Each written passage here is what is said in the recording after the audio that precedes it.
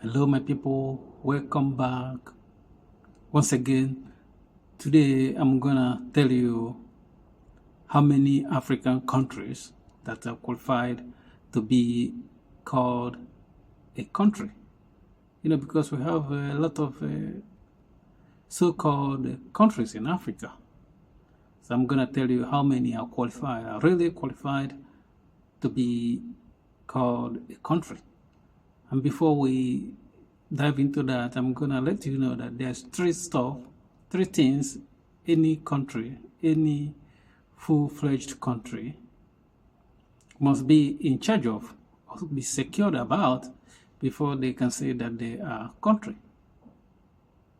Or people even living in part of those countries who believe they are part of that country.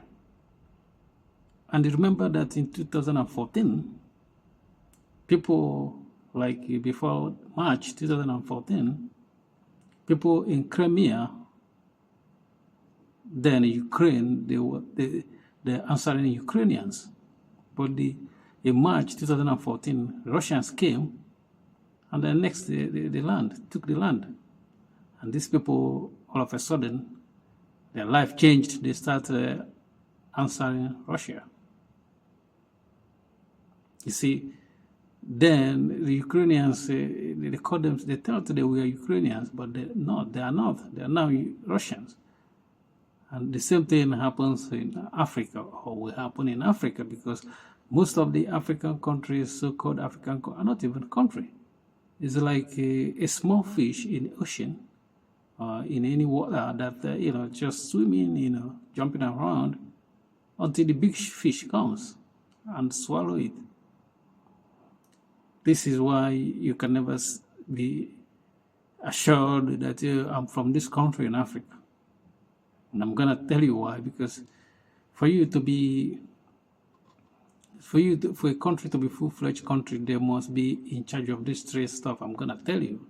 They must secure it. And number one is land. Their borders, Most of the African countries are not in charge of their borders. They don't even know how many people comes in there. And there's dispute of borders, If you live close to the border, your future is not settled. Somebody can come and annex your land and they put you in a different country.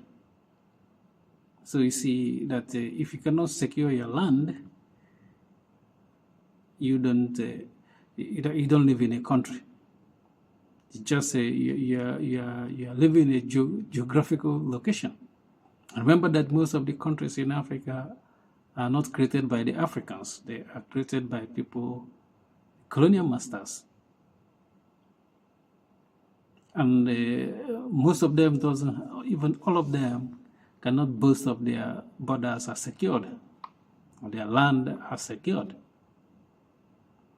Number two is the sea, waters. How many African countries have secured their water? They are in charge of their water. Recently, I think in Congo, they find out that some Chinese are fishing there, in their waters there. They're not secured. They're using their boat to fish, which means these people are not in charge of their water. Most of the African countries are not in charge of their waters. Most of them, they are not. Even the one that claim that they are in charge of their waters, people are drilling in those waters, they are not in hands of the Africans.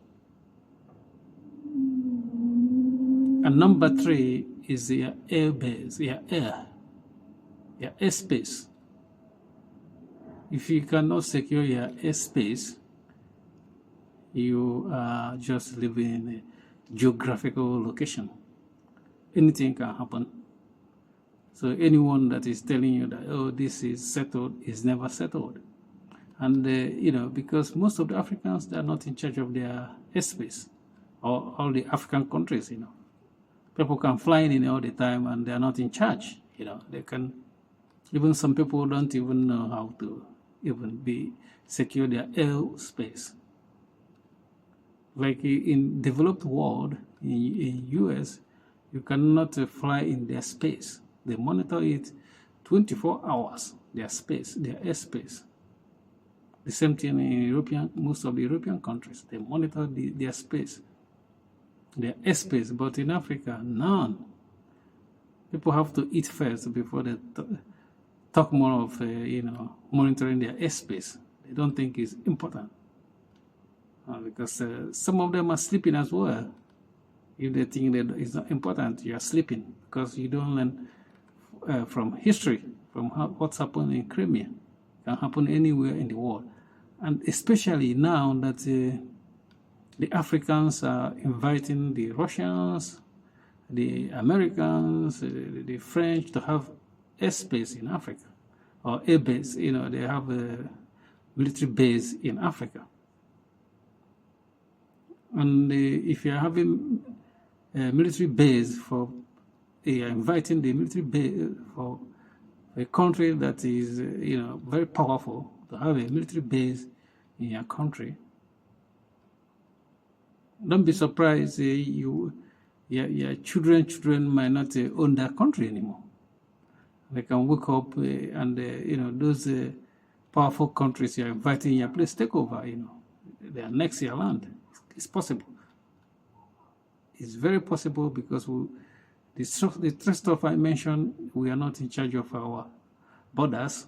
We are not in charge of our sea or water, or we are not in charge of our airspace. So you see that Africa are in a precarious position, more than you know. So, but our job is to tell you that we are still sleeping. Our people are still sleeping. And this the peace is not guaranteed in any place in the world. But even the place you call your home is not really a home until it's secured, until you become powerful like other powerful nations, countries that can be able to defend their land, defend their waters, and defend their airspace. Peace.